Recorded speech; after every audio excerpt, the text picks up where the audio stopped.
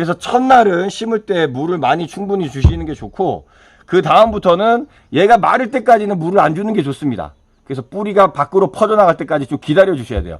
그리고 나서 뿌리 활착이 됐을 때는 그때부터는 점적 호스를 통해서 물과 비료를 넣어주는 게 좋습니다. 뿌리 밝은제라든지 이건 비타민제인데요. 비타민제를 뿌리에 같이 씹어주면은 2번 일을 안 해도 되니까 이런 건 편하거든요. 고추를 심든 토마토를 심든 작물을 심으실 때 이왕이면 물을 주실 때 이런 거를 같이 섞어주면 좋습니다. 이건 대충 2리터가 800평 관주니까 관주할 때는 점적 호스로 여기 큰 10톤짜리에 들어가기 때문에 이런 건 아니고, 이거는 하나씩 일일이 찔러가지고 물을 줘야 되기 때문에 요거는 이거 한 통이면은 2000평 정도 주는 데는 문제는 없을 것 같아요. 그래서 아예 심을 때 같이 넣어주시는 게 좋아요. 자, 이렇게 해가지고 비타민제를 일단 반만 넣어주고 다시 물을 채워서 해주면 좋을 것 같죠. 그래서 이렇게 잘 섞이게 한 다음에 토마토를 찔러주면서 물과 함께 비타민제를 같이 넣어주는 거죠. 이거 목초액인데 목초액도 살짝 넣어줄까? 목초액과 프로비타민 넣었는데 뭐 없으면 안 줘도 되고 있으면 좋으면 좋아요. 뿌리 밝은제나 프로비타민 이런 거 같은 경우에는 뿌리를 심었을 때 잔뿌리가 나게 해주는 역할을 하거든요.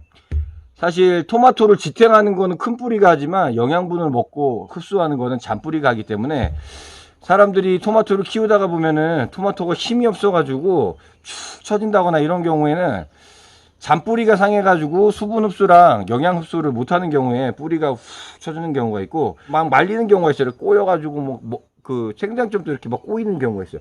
이런 경우에는 주로 영양 생장이 너무 빨리 일어나다 보니까 애들이 세력이 너무 좋아진 거예요. 그래서 막 무성하게 막 자라려고 하다가 생장점도 꼬이고 이파리도 막 말리는 경우가 있습니다.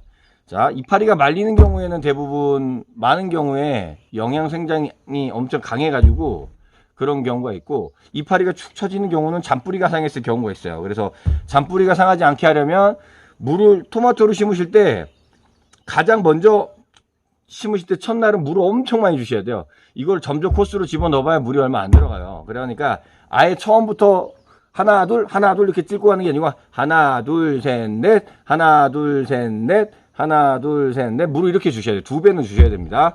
그래야지 처음에 물을 준다는 거는 물과 토마토 뿌리를 땅에다가 붙여주는 본드 역할을 하는 거예요. 근데 본드 역할을 해가지고 물을 적게 주면 본드가 안 붙겠죠.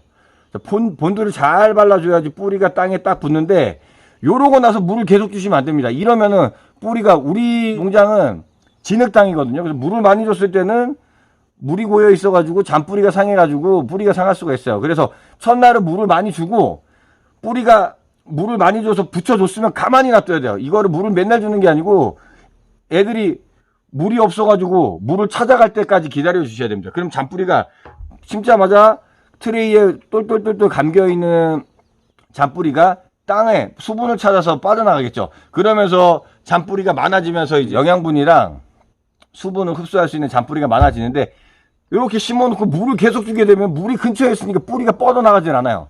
그래서 첫날은 심을 때 물을 많이 충분히 주시는 게 좋고, 그 다음부터는 얘가 마를 때까지는 물을 안 주는 게 좋습니다.